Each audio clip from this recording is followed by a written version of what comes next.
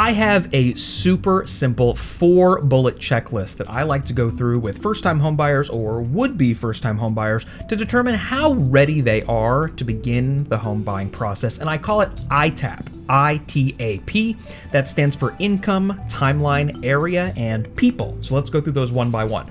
We'll start with income, and it's really important to keep the income bit simple. And this is why.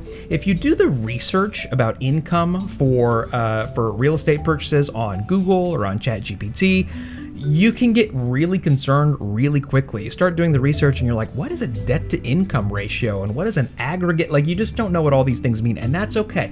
Keep it simple.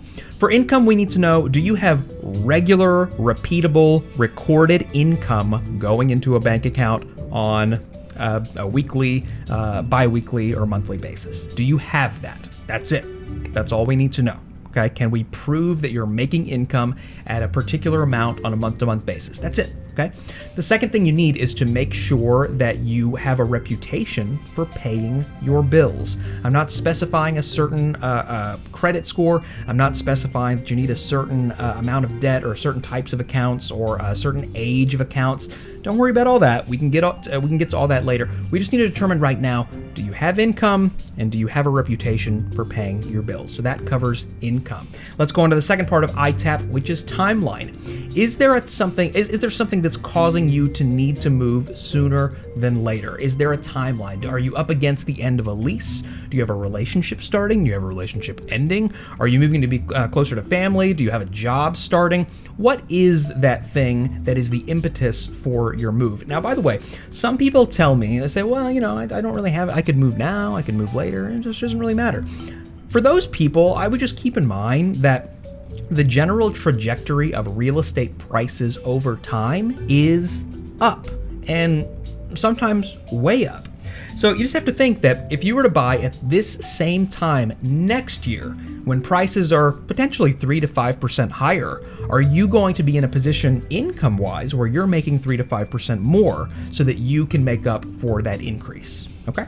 So sooner than later is almost always the right answer. 10 years ago would have been great. The next best time is like now or close to now. Okay, so that covers I and T. Let's move on to the A, which is area. Okay, and that's literally like, what area do you want to be in? Now, most people get way too general with this. Like, I practice business in Dallas-Fort Worth. You might say, I want to live in Dallas. Okay, Dallas is a pretty big place. So you got to think about your commute into the places that you want to be, your commute to work, your commute to wherever you want to be. Think about the people that surround you.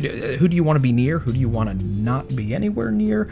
What types of restaurants, grocery stores do you want to be able to patronize? So, think about that. What area do you need to be in? Okay, so we've covered income, timeline, area. The last one is people. Now, what do I mean by people? Are you in connection with the right people to facilitate getting you what you want? That would be a great real estate professional who is local, who either has or is willing to put you through a great consultative process to figure out exactly what you want so they can get you what you want. And furthermore, are you in connection with a great financial advisor or mortgage lender who's local and has a great reputation for closing business on time? Okay, and your real estate agent can probably help connect you with that last one. If you've got all 4 of these bits, you're ready. It's time. Go.